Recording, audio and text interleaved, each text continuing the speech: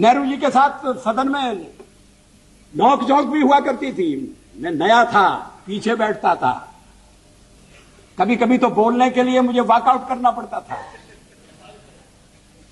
लेकिन धीरे धीरे मैंने जगह बनाई, मैं आगे बढ़ा, और जब मैं विदेश मंत्री बन गया तो एक दिन मैंने देखा कि गलियारे में टंगा हुआ नेहरू जी का फोटो गायब है। मैंने कहा, ये चित्र कहां गया? कोई उत्तर नहीं दिया। वो चित्र वहां फिर से लगा दिया गया।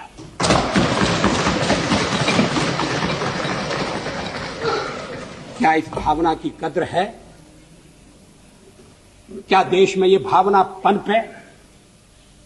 ऐसा नहीं है कि नेहरू जी से मतभेद नहीं थे, और मतभेद चर्चा में गंभीर रूप से उभरकर सामने आती थी। मैंने एक बार पंडित जी से कह दिया था कि आपका एक मिला जुला व्यक्तित्व है, और आप में चर्चिल भी है और चैम्बरलेन भी है। वो नाराज नहीं हुए। शाम को किसी बैंक्वेट में मुलाकात हो गई और उन्होंने कहा, आज तो बड़ा जोरदार भाषण दिया है, और हंसते हुए चले गए। आजकल ऐसी आलोचना करना दुश्मनी को दावत देना। लोग बोलना बंद कर देंगे। क्या एक राष्ट्र के नाते हम मिलकर काम नहीं कर सकते? क्या एक राष्ट्र के नाते हम सब आने वाले संकटों का सामना नहीं कर सकते? एक शताब्दी खत्म हो रही है, दूसरी शताब्दी दरवाजे पर खड़ी है।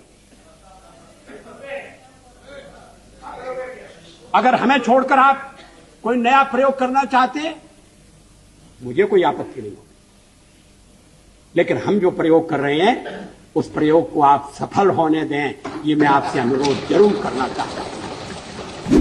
जब जेनेवा में मानवाधिकारों के सम्मेलन में कश्मीर के सवाल को हमारे पड़ोसी ने उठाने का फैसला किया, तो फिर उस समय के प्रधानमंत्री श्री नरसिंह राव की नजर मेरे ऊपर गई कि मैं वहां जाकर भारत का प्रतिनिधित्व करूं। हमारे पड़ोसी देश के लोगों को बड़ा आश्चर्य हुआ, वहां के नेताओं को बड़ा ताज्जुब हुआ। किसी नेता ने कहा भी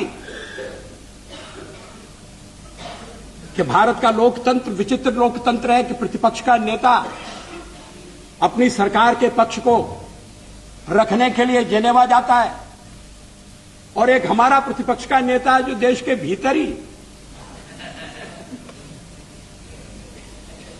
ऐसी कठिनाइयां पैदा करता है जिससे अंतर्राष्ट्रीय बाधाएं और उत्पन्न होती हैं। लोगों ने कहा कि नरसिंह राव जी सरल आदमी नहीं है, बड़े चतुर आदमी हैं। ये मत समझिए कि वो केवल देश की एकता का प्रदर्शन करने के लिए भेज रहे हैं। कहीं कहीं उनके मन में यह भी हो सकता है कि अगर जेनेवा में बात नहीं बनी और खिलाफ प्रस्ताव पास हो गया तो दोष में हिस्सा बटाने के लिए वाजपेयी भी बलि का बकरा बनाया जा सकता है। मैंने इस पर विश्वास नहीं किया।